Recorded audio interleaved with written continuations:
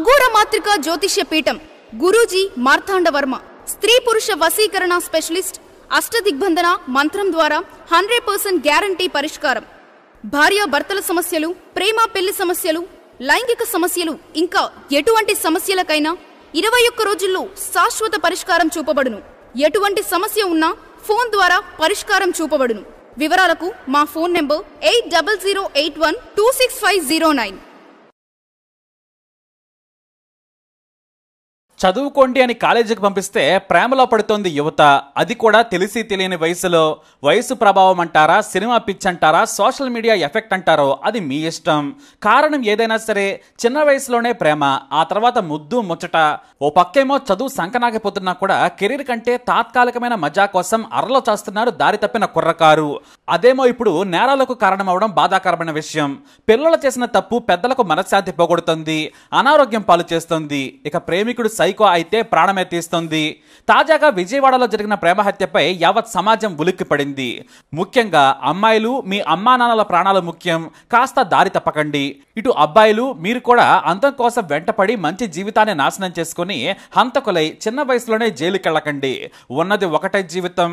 ఈ శాంతి వచనాలు ఎందుకు చెప్పాల్సి వస్తుందంటే హఠాత్తుగా ముగిసిన కంకిపాటి శ్రీరామ్ ప్రసాద్ జీవిత కథను చూసి. ఈ శ్రీరామ్ ప్రసాద్ ఉండేది విజయవాడ సిటీలోని విద్యాధరపురం చెరువు సెంటర్లో. ఈయన బృందావన్ కాలనీలో సింధు భవన్ స్ట్రీట్ లో వంశీ జనరల్ స్టోర్ నడుపుతూ ఉన్నారు. హాయిగా కుటుంబ జీవితం సాగుతోంది. శ్రీరామ్ ప్రసాద్ వయసు 56 ఏళ్లు. శ్రీరామ్ ప్రసాద్ పెద్ద కూతురు పేరు దర్శిని. ఈమె ఇంజనీరింగ్ సెకండ్ ఇయర్ చదువుతోంది.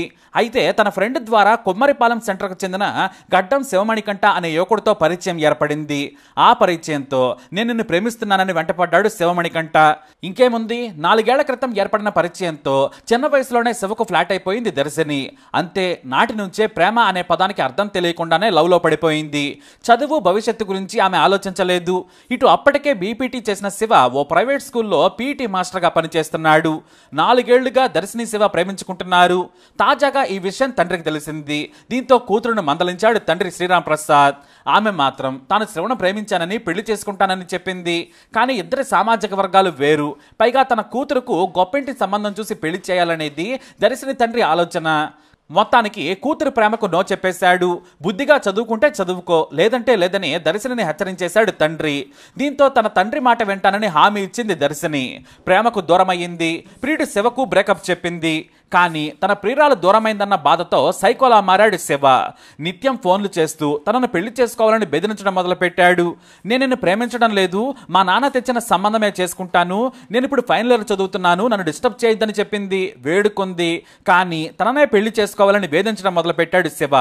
అయితే ఈ విషయం తెలిసిన తండ్రి శివరామ్ ప్రసాద్ కొన్నాళ్ల క్రితం తనకు తెలిసిన స్నేహితులను తీసుకొని డైరెక్ట్ గా 70కి వెళ్ళిపోయాడు.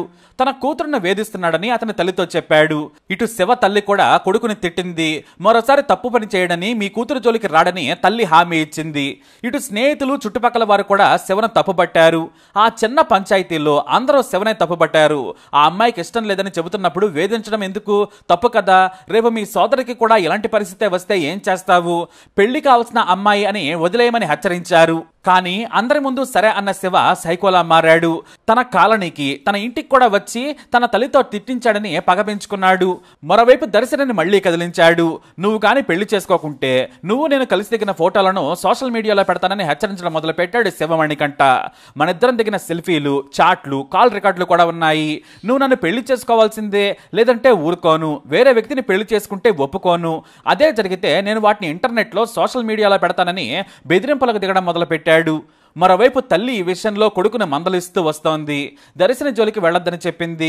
దీంతో తన తల్లి ముందే తన పరువు తీశాడని దర్శిని తండ్రిపై పగ పెంచుకున్నాడు. నా పరువు తీసిన దర్శిని తండ్రి బతకొద్దని పక్కాగా ప్లాన్ తో హత్యకు పథకం వేశాడు నీచుడు. జూన్ 27న రాత్రి ఎప్పటి మాదిరిగానే కిరాణా షాపును మూసేశారు శ్రీరామ్ ప్రసాద్. ఆ రోజు కూతురు దర్శిని కూడా షాప్ లో తండ్రికి చేదోడు వాదోడుగా ఉంది. కూతురును బైక్ పై కూర్చోబెట్టుకుని బయలుదేరాడు శ్రీరామ్ ప్రసాద్. కానీ అప్పటికే మాట వేశాడు శివమణికంఠ. ఓ పదునైన మటన్ కొట్టే కత్తిని తన వెంట తెచ్చుకుని కిరాణా షాపు దగ్గర మాట వేశాడు. ఎప్పుడైతే షాప్ మూసేసి బైక్ మీద ప్రయాణం మొదలు పెట్టాడో ఇక తన బైక్ ను స్టార్ట్ చేశాడు శివ. వేగంగా ఎదురుగా వస్తున్న శ్రీరామ్ ప్రసాద్ బైక్ ను ఢీకొట్టాడు. అంతే, దర్శన్తో పాటు కింద పడిపోయాడు శ్రీరామ్ ప్రసాద్. ఇదే అదునుగా ఒకేసారి మోహన్పై కత్తితో దాడి చేశాడు. మోహన్ నుంచి తీవ్రంగా రక్తం కారుతుంటే మా నాన్నను చంపొద్దు, నీకు దండం పెడతానని ప్రాధేయపడింది దర్శని. ఆ తర్వాత రక్తం కారుతున్న తండ్రిని పక్కనే ఉన్న సిమెంట్ దిమ్మపై కూర్చోబెట్టింది. అంతసేపు ఆగిన శివ ఆ తర్వాత వేగంగా వచ్చి మళ్లీ నరకబోయాడు. కానీ దర్శని అడ్డొచ్చింది. మా నాన్నను చంపొద్దు, నీకు దండం పెడతానని ఆపే ప్రయత్నం చేసినా కూడా ఆగలేదు ఆ నీచుడు. ఆమెను పక్కకు నెట్టి గట్టిగా అరిస్తూ కత్తితో నరకడం మొదలుపెట్టాడు. నా దగ్గర మన సెల్ఫీలున్నాయి, కాల్ రికార్డులున్నాయని కూడా చెప్పాను, అయినా మా ఇంటికి వచ్చి మా అమ్మతో మాట్లాడి గొడవ పెడతాడా అంటూ నరకడం మొదలుపెట్టాడు. బలంగా ఉన్న శివను ఆమె ఆపలేకపోయింది. కళ్ల ముందే తనను పెంచిన తండ్రిని తాను ఒకప్పుడు ఇష్టపడ్డవాడే నరుకుతుంటే ఆపలేకపోయింది. ఇక ఆ అరుపులు విని చుట్టుపక్కల వారు పరిగెత్తుకొచ్చారు. దీంతో భయపడి అక్కడి నుంచి పారిపోయాడు శివ. అప్పటికే పలు దఫాలుగా ఒంటిపై నరకడంతో తీవ్ర రక్తస్రావమైంది. స్థానికులు 108కి కాల్ చేసి హాస్పిటల్కి తరలించినా కూడా ఫలితం లేకుండా పోయింది. శ్రీరామ్ ప్రసాద్ చనిపోయినట్లు డాక్టర్లు తెలియజేశారు. పోలీసులు క్రైమ్ సీన్కి చేరుకుని విచారణ మొదలుపెట్టారు. పోలీసులు పరారీలో ఉన్న శివమణికంఠను భవానీపురంలో అదుపులోకి తీసుకున్నారు. అతని దగ్గర శ్రీరామ్ ప్రసాద్ ను చంపేందుకు వాడిన మాంసం కత్తిని స్వాధీనం చేసుకున్నారు. అయితే దర్శని మాత్రం నేను నాన్న మరణానికి కారణమయ్యానని కన్నీటి పర్యంతమైంది. నా కళ్ళెదురుగా నాన్న చనిపోయాడని రోధిస్తున్న తీరు అందరినీ కలచివేసింది. చాలా కాలంగా నన్ను వదిలేయమని నేను అతన్ని బతిమలాడుకున్నాను. మేము గతంలో తీసుకున్న ఫోటోలను సోషల్ మీడియాలో పెడతానని బెదిరిస్తున్నాడు. మా నాన్నను బూతులు తిట్టేవాడు. ఇప్పుడు మమ్మల్ని ప్రాణంగా పెంచిన నాన్నను దూరం చేశాడని కన్నీటి పర్యంతమైంది దర్శని. మణికంఠను కఠినంగా శిక్షించాలని పోలీసులను కోరింది. అలా తెలిసి తెలియని వయసులో పుట్టిన ప్రేమ ఓ కుటుంబాన్ని రోడ్డున పడేసింది. నిజమైన ప్రేమికుడు తాను ఇష్టపడ్డ యువతి కష్టాన్ని కోరుకోడు. కానీ వీళ్ళంతా సైకోలు. ప్రేమకి అర్థం ప్రేమే తెలియని మూర్ఖులని పోలీసులు కమెంట్ చేస్తుండడం విశేషం. ఇక దర్శనిది పెద్దగా డబ్బున్న కుటుంబం కూడా కాదు. కూతురి కోసం ఎన్నో కష్టాలు పడుతున్నాడు తండ్రి. కోవిడ్ సమయంలో తీవ్రంగా నష్టపోయిన శ్రీరామ్ ప్రసాద్ కు ఇంటి అద్దె కట్టడం కూడా భారమైంది. ఇప్పుడిప్పుడే అతని వ్యాపారం పుంజుకుంటుంది. ఇలాంటి సమయంలో కక్ష కట్టి మరి అతనిని చంపేస్తాడు నీచుడు శివ. శ్రీరామ్ ప్రసాద్ కు భార్య 2 కుమార్తెలున్నారు. అలాగే వృద్ధులైన తండ్రి సాంబశివరావు, తల్లి సామ్రాజ్యం కూడా ఆయనపైనే ఆధారపడ్డారు. ఇప్పుడు ఈ ఉన్మాది వల్ల ఇద్దరు యువతల భవిష్యత్తు దిక్కుతోచని స్థితిలోకి పడిపోయింది.